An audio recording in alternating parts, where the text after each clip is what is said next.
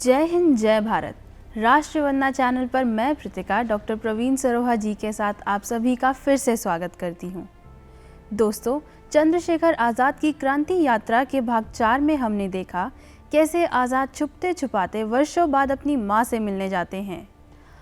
आज भाग 5 में हम बात करेंगे कैसे क्रांतिकारियों से संबंध रखने पर खनिया धाना के राजा खलक सिंह जुदेव की गद्दी चली जाती है। इस कहानी को सुनाने के लिए फिर से हम स्वागत करते हैं श्री प्रदीप देशवाल जी का। नमस्ते सर। नमस्ते आपका भी, और इस चैनल के देखने वाले सभी दर्शकों का बहुत बहुत धन्यवाद, स्वागत। सर, पिछली बार जहां हमने कहानी छोड़ी थी कि आज़ाद ढिमरपुरा से झांसी लौट आते हैं, आज वहीं से शुरू करते हैं जी। झांसी में उनके खाने पीने का क्या प्रबंध रहा? फिर झांसी में बहुत मुश्किल हालात थे, और पहली बार जब ये झांसी गए थे तो मास्टर रुद्र नारायण के घर रुके थे। वहाँ तो अच्छा खाना मिल जाता था, लेकिन अब जब ये लौट के आए तो इनकी रहने की व्यवस्था दूसरी जगह थी। भाग 4 में हमने इसकी चर्चा भी की थी। मास्टर रुद्र नारायण ने इनको वहाँ बुंदेलखंड मोटर कंपनी में नौकरी लगवा दी थी, और वहीं काम करने वाले रामानंद के साथ इनके रहने की व्यवस्था हुई थी। अब रहते तो थे वहाँ पे जहाँ रामानंद रहता था, लेकिन खाने की व्यवस्था वहाँ नहीं थी इनके लिए। इनके बाकी जो साथी थे क्रांतिकारी, जिसमें भगवान दास माहौर थे, सदाशिवराव मलकापुरकुर थे, और क्या कहते हैं विश्वनाथ वैशंपायन थे।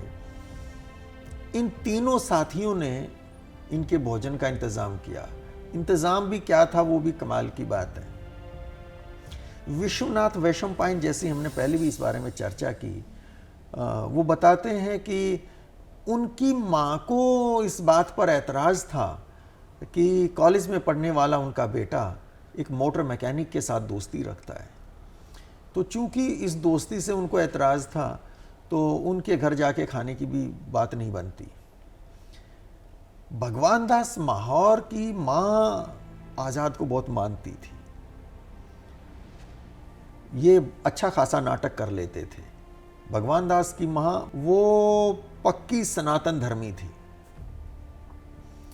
और ये जब उस माँ के सामने जाते थे तो पूरा सब ऐसा अपने आप को दिखाते थे कि मैं भी बिल्कुल एकदम सच्चा ब्राह्मण हूँ।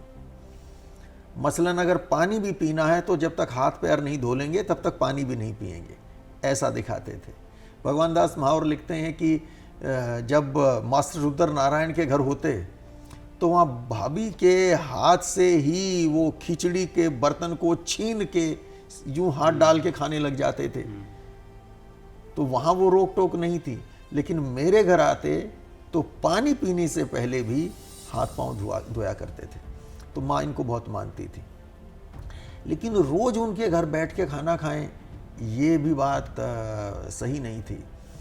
तो विश्वनाथ वैशंपायन भी इसके बारे में बताते हैं, और भगवान दास माहौर भी इस बात को कंफर्म करते हैं। विश्वनाथ लिखते हैं कि मैं और सदाशिव, हम दोनों अपने घर से रोटियां और अचार चुराते थे, और वो अचार और रोटियां लेके हम भगवान दास के घर जाते थे। भगवान दास के कमरे में वहाँ जब आज़ाद आते तो फिर हमारे घर से चुरा कर लाई गई रोटियां वो खाया करते थे। उधर भगवान दास माहौर लिखते हैं कि मुझे मेरी माँ, चूंकि वो पक्की सनातन धर्मी थी, और मेरा लाइफस्टाइल ऐसा था कि उसको माँ पसंद नहीं करती थी। मुझे वो कहती थी कि ये जो तुम्हारा क्रिस्टान पना है ना, आर्या समाजी पना है, ये मुझे अच्छा नहीं लगता। तो मुझे रोटियों के बर्तन तक छूने नहीं देती थी वो। चौके में बैठ के मैं खाना खाता था, वहाँ चौके में वो ला के खाना देती थी, वो मैं खाता था। तो अब सोचा कि आज़ाद को कैसे खाना खिलाएं। तो चौके में खाऊंगा तो वहाँ तो दिखेगा सब, रोटियां चुरानी है। तो ये तय किया, और कहते हैं आज़ाद ने ये सुझाव दिया था कि तुम चौके में बैठ के खाने की बजाय माँ से कहो कि मैं अपने कमरे में बैठ के खाऊंगा खाना। अब कमरे में खाना माँ नहीं ले जाने देगी, वो कहती चौके में बैठ के खाना होता है। तो अब चौके में ही वहाँ खाना पकता भी वही है। तो आज़ाद ने सुझाव दिया कि तुम माँ से ये कहना कि वहाँ धुआं है और मेरी आंखों में रोए हैं, और इससे मुझे डॉक्टर ने मना कर रखा है कि धुएं की जगह पे तुमको नहीं बैठना है, वरना तुम्हारी आंखें खराब हो जाएंगी। तो जब भगवान दास ने माँ से कहा कि मैं यहाँ खाना नहीं खाऊंगा, तो माँ गुस्सा करने लगी कि तो खाना नहीं मिलेगा, खाना है तो यहाँ खाओ, नहीं तो जाओ। अब कहते हैं कि पता है जब माँ को कि ऐसे ऐसे बात है, मैं इस यहाँ बैठ के खाने के लिए अपनी आंखें तो खराब नहीं कर सकता। तो माँ ने फिर आज़ाद से पूछा, वो भी आज़ाद के नाम से तो नहीं जानती थी, हरिशंकर के नाम से ही जानती थी। हरिशंकर बड़ा ही समझदार और भगवान का भेजा हुआ एकदम सात्विक बंदा था उनके लिए। तो उन्होंने हरिशंकर से पूछा कि ये ऐसे कहता है कि वहाँ बैठ के खाऊंगा, क्या इससे धर्म भ्रष्ट नहीं हो जाएगा? तो आज़ाद ने कहा कि माँ बात तो आप सही कह रही हैं, लेकिन एक आपद धर्म भी होता है कि यदि आपत्ति आ जाए तब हम कहाँ कहाँ कॉम्प्रोमाइज़ कर सकते हैं, वो भी अपना एक धर्म है। तो आंखें बहुत कीमती हैं, ये अच्छे से नहा धो के अगर अपने कमरे में बैठ के खाए तो कोई एतराज़ नहीं होना चाहिए। अब चूंकि एक सच्चे पक्के कट्टर ब्राह्मण ने स्टैंप लगा दी थी, तो अब माँ की चिंता खत्म हो गई। कहती तो फिर ठीक है। तो भगवान दास लिखते हैं कि उसके बाद फिर मैं जितनी रोटियां मुझे खानी होती उससे 2 रोटियां ज़्यादा रखता थाली में और अपने कमरे में ले जाता, और वहाँ आज़ाद खाया करते। और कहते हैं कि हमें बड़ा दुख भी होता था, बहुत ख़राब लगता था हम तीनों को ही, सदाशिव को भी, वैशंपायन को भी, मुझे भी, कि इतने बड़े क्रांतिकारी ये नेता हैं हमारे, और इस तरह रूखी सूखी बासी रोटियां। ऐसा तो है नहीं कि जिस टाइम वो खाना लेके जा रहे हैं उसी टाइम आज़ाद आ गए और उसी टाइम गरम गरम खा रहे हैं, ऐसा तो था नहीं। आज़ाद पता नहीं कब आएंगे, वो सूखी रोटियां वहाँ पे रखी होंगी, ना जाने कब, हो सकता है दोपहर को उधर सदाशिव के घर की रोटियां आई थी और रात को 10 बजे वहाँ पे पहुँचे हैं, और हो सकता है अगले दिन पहुँचे हैं। तो लिखते हैं भगवान दास कि वो रूखी सूखी रोटियां इस तरह खाते कि हम तो गर्मा गर्म ताज़ा खाना खाते, और आज़ाद रूखी सूखी रोटियां, एक रोटी इसके घर की, दूसरी रोटी उसके घर की, ऐसे खाते। तो हमें बड़ा बुरा लगता था। हमने आज़ाद से कहा कि हमें बड़ा दुख होता है ऐसे।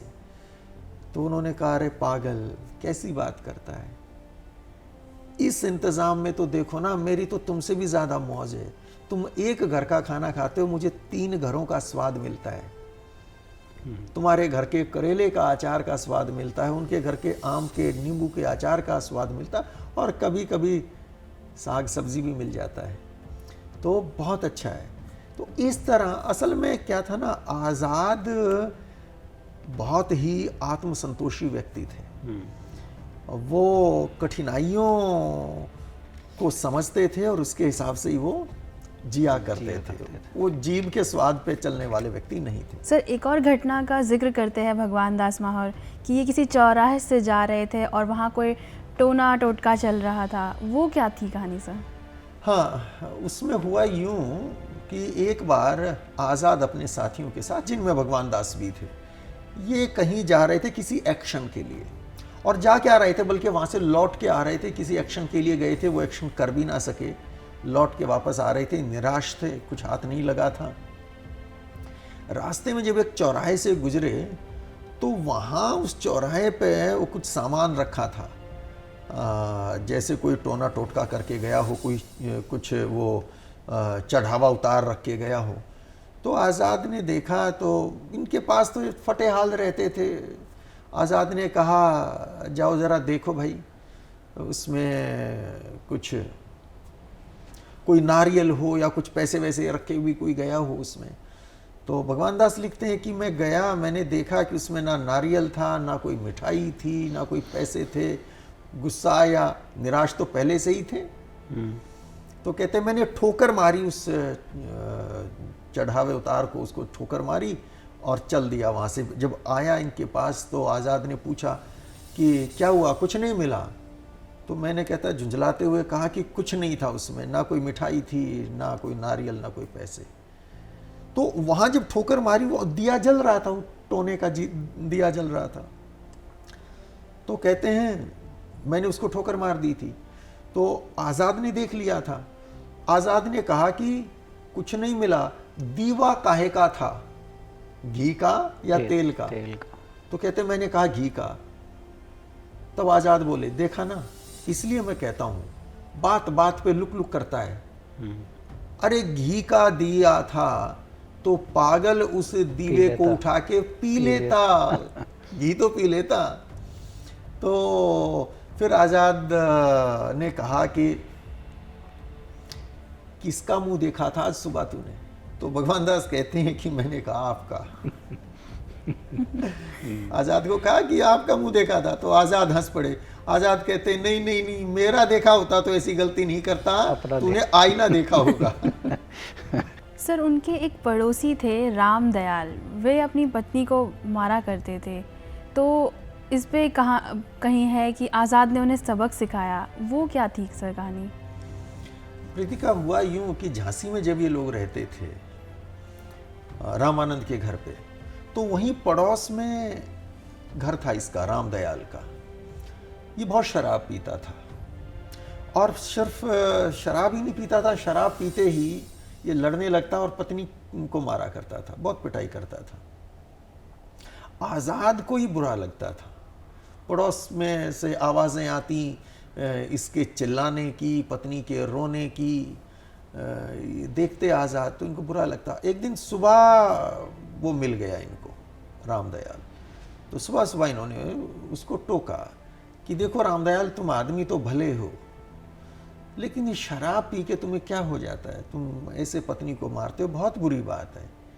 अव्वल तो शराब ही नहीं पीनी चाहिए, और तुमसे नहीं रहा जाता है, चलो पी लो भाई, पर पत्नी क्यों तो मत मारो ना, वो तो गलत बात है। रामदयाल को गुस्सा आया, कहता तुम कौन होते हो? मेरी पत्नी मारूं ना मारूं, तुम कौन होते हो?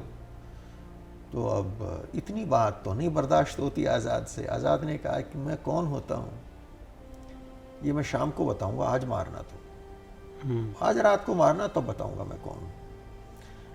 अब उसके भी अहंकार को चोट पहुंची। रामदयाल कहता है फिर रात किसने इंतजार करना है, अभी ले, देखता हूं तू कौन होता है।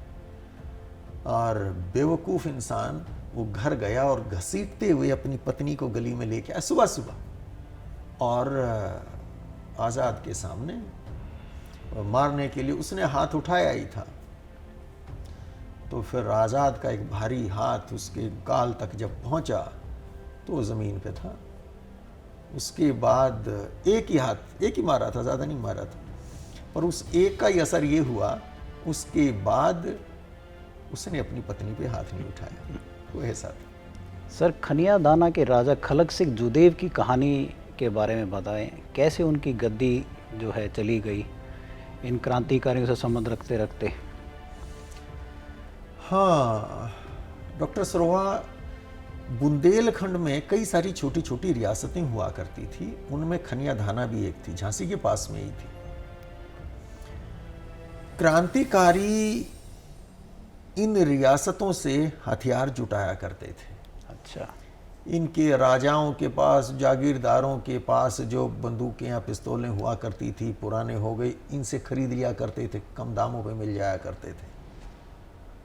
ये सेफ हेवंस थे फॉर द रिवोल्यूशनरीज। खलक सिंह जुदेव स्वभाव से भी देश प्रेमी थे। भले ही अंग्रेजों के विरुद्ध बगावत करने का सामर्थ्य ना हो, छोटी रियासत थी, लेकिन मन में जरूर इस बात की टीस थी कि अंग्रेजों का राज है देश में। तो वो क्रांतिकारियों की मदद करते थे और सहानुभूति उनसे रखते थे। ये सूचना जब अंग्रेजों तक हुई तो इनकी गद्दी छीन ली गई और एक एडमिनिस्ट्रेटर को लगा दिया था, प्रभुदयाल नाम के व्यक्ति को एक एडमिनिस्ट्रेटर बना दिया था खनिया धाना का। आजाद से भी उनका संबंध रहा, काफी घनिष्ठ संबंध था। मास्टर रुद्र नारायण जानते थे राजा खलक सिंह जुदेव को, उन्होंने ही आजाद को मिलवाया भी था इनसे, खलक सिंह जुदेव से, और बहुत बार वहां जाया करते।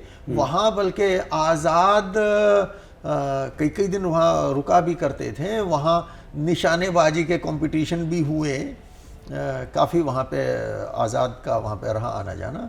एक घटना का जिक्र खलक सिंह जूदेव स्वयं करते हैं, लिखते हैं वो कि एक बार जब उनकी गद्दी जा चुकी कि प्रभु दयाल जो एडमिनिस्ट्रेटर था उनके साथ में बैठा था अमराई में, और वहां अचानक आजाद आ गए। अब इनको तो कोई अपेक्षा थी नहीं कि अभी आजाद आएंगे, अचानक सामने से आ गए। आजाद को पता नहीं वहां कौन मिलने वाला है। तो कहते हैं मैं देख के थोड़ा सा ऑब्वियसली परेशानी हुई होगी कि अंग्रेजों का अपॉइंटेड एडमिनिस्ट्रेटर बैठा है उनके सामने, उसी टाइम आ गए। तो कहते खड़े होके मैंने अभिवादन किया हाथ जोड़ के, आइए आइए आइए पंडित जी आइए। तो अब खलक सिंह जूदेव खड़े होके स्वागत कर रहे हैं, तो कहते हैं प्रभु दयाल भी खड़े हो गए, वो भी खड़े होके स्वागत कर रहे हैं, नमस्ते कर रहे हैं। अब बैठ गए आजाद। प्रभु दयाल के मन में शंका थी, क्योंकि गद्दी गई इस बात को लेके थी कि इनके पास ऐसे लोग आते जाते हैं। तो प्रभु दयाल ने पूछा कि पंडित जी का परिचय। तो खलक सिंह जूदेव थोड़े से घबराए और फिर संभलते हुए कहा कि बहुत पहुंचे हुए जाने माने ज्योतिषी हैं। फिर पूछा प्रभु दयाल ने कि नाम क्या है आपका, पंडित जी का नाम क्या है। तो अब नाम नहीं सोच पाए, तो वो रंग उड़ने लगा जब खलक सिंह जूदेव का। तो तुरंत आजाद ने स्थिति संभाल ली और आजाद ने कहा किशन लाल। तो बात आई गई हो गई कि किशन लाल नाम के बड़े पहुंचे हुए ज्योतिषी हैं।